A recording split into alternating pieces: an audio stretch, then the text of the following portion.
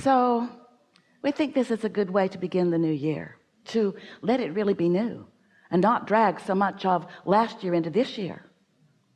So we are eager to talk with you about you creating your own reality, and we want to awaken within you your realization of your vibrational contribution to every moment in time.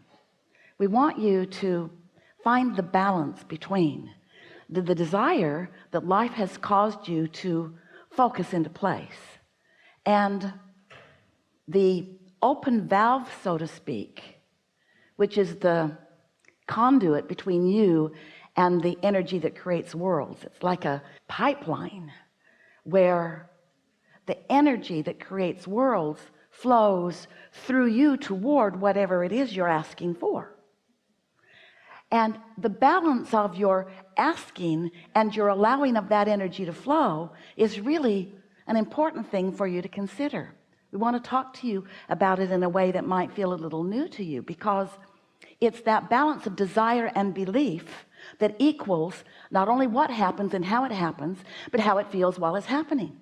In other words, everything that you feel, all of the emotions that you live, in other words, what your life feels like to you and what your life looks like as it unfolds, is all about the factors, these simple factors of what life has caused you to ask for now, and how open you are about letting it flow.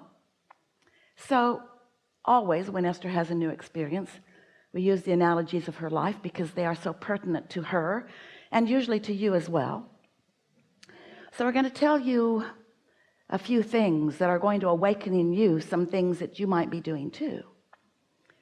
So in Esther's new house, it's quite big, far bigger than one person needs, but not one bit bigger than one person wants.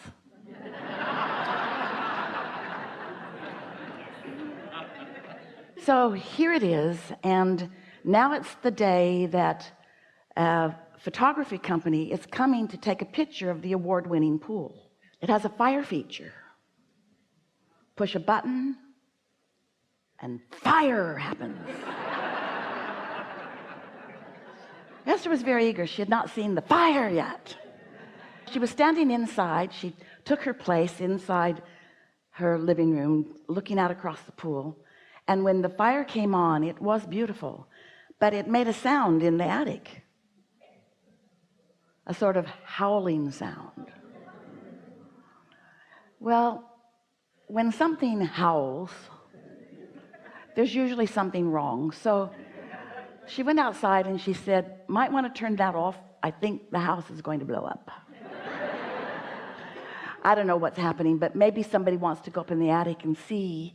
So someone went up in the attic and the gas line was straining. It was obvious. Well, that was not pleasing.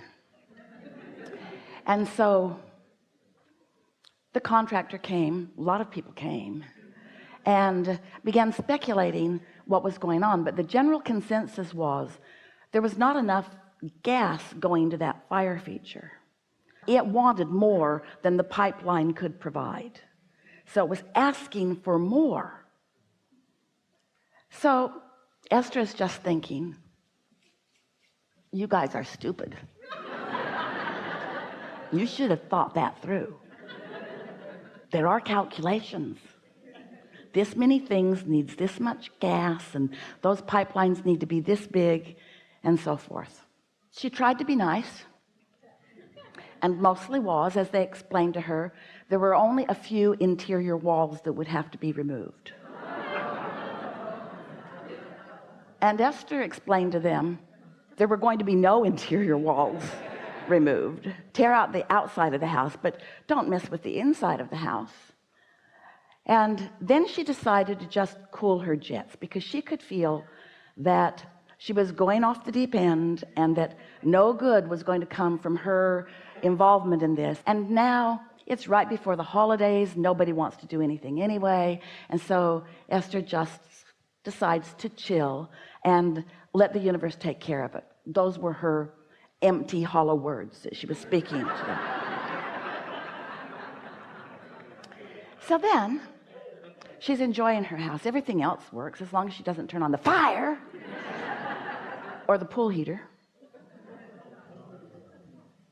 or the outside fireplace. Just a few things. Everything inside is working. So then the next day, or the day after the next day, she's standing in her living room, and she has really a strong impulse to step out into the front yard. And as she does, she hears a strange sound, not so different from the sound that she'd heard before, except it's outside rather than inside. And so she stood there and realized that it had something to do with the sprinkling system, the underground system. She stood there long enough that that zone turned off, and when the zone turned off, the sound went away. It wasn't a sound of water running. It was a sound of something straining. It was a sound of something odd. It was a sound of something going wrong. So she called and left a message, and then didn't worry about it. It's winter. Nothing really needs water out there anyway. Something to think about later, though. And then a day or two later, a man came to teach her pool school. He's going to show her how all the buttons work, and he's a lovely man, and she learned about her new swimming pool. And as he was getting ready to leave, he said, "Oh, I noticed that you have a broken sprinkler down on the back of the property." And Esther looked down, and sure enough, there was water bubbling up out of the ground. So she called the landscaper, who was in the area and was there in 2 minutes, who called the sprinkling company, who was also in the area and was there in 5 minutes. And so within 7 or 8 minutes, there were people there to deal with this broken sprinkler. Turned out the sprinkler wasn't broken. It's just downhill, and the system had just turned off, and water was just draining out of that. But now they're there. And so Esther says, "Oh, I have a question for you. Can you turn on whatever zone makes something happen out here in the front?" And so they did, and that sound came. And Esther said, "Does that sound normal to you?" And they said no. And so they were there for a while and figured out that someone had wired 2 zones together so that when either zone was calling for water, both zones were calling for water, and there wasn't enough water for both zones. And so the demand was greater than the supply. You getting a theme here? The demand is greater than the supply. What does that mean to you in terms of creating?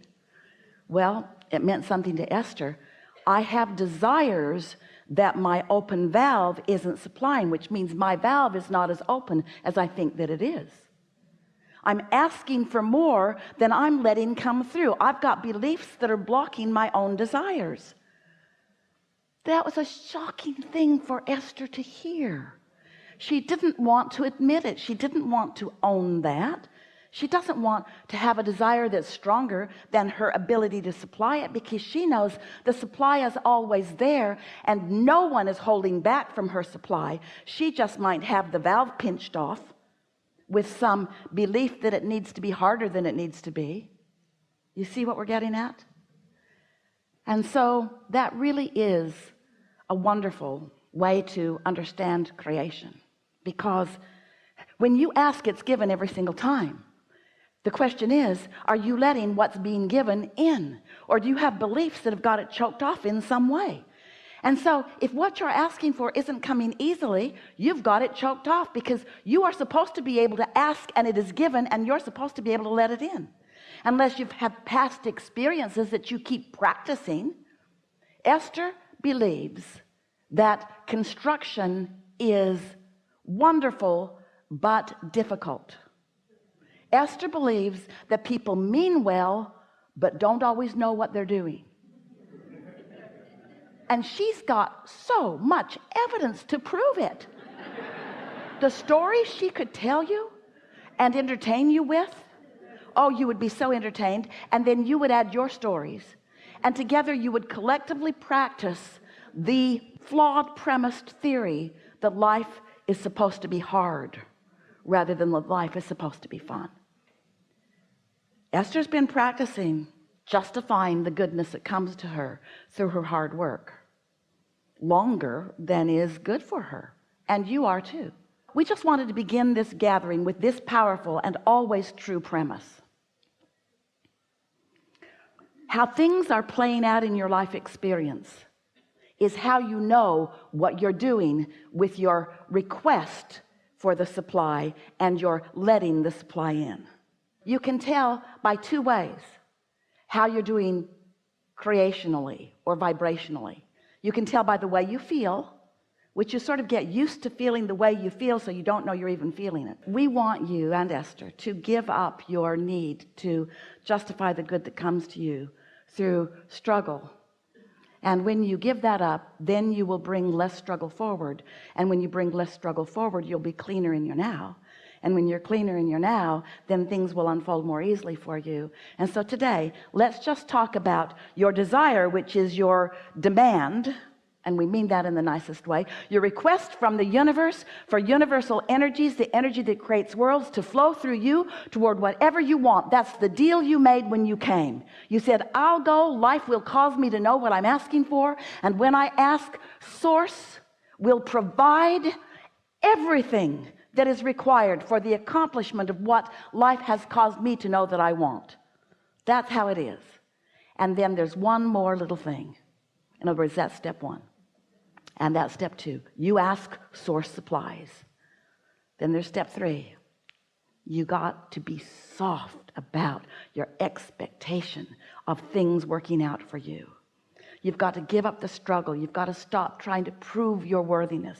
You've got to stop comparing yourself to any others. You've got to let the competitive feeling go. You've got to accept your blessedness and just let proof of your blessedness flow to you and through you with ease and flow. And much of the world is not going to understand how blessed you are, because they're going to be standing in a place of not feeling quite so blessed. And people who don't feel blessed resent those who appear to be. But just because they haven't figured out how to get their valve opened doesn't mean you should pinch yours off so that they feel better.